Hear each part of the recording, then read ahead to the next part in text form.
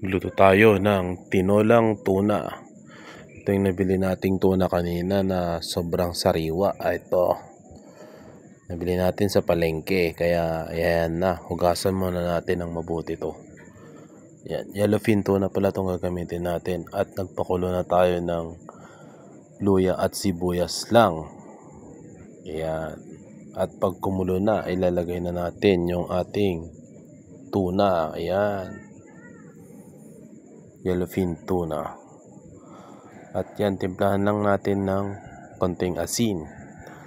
Napakasimpleng ulam lang nito pero napakasustansya. At meron pa pala tayong konting sampalok na natatago. Ito yung sampalok na nabibili sa palengke, yung naka-plastic. Yan, masarap to kasi pure na sampalok. At ito, kumuha pala tayo ng dahon ng sili sa ating bakuran. Ito yung ilalagay natin.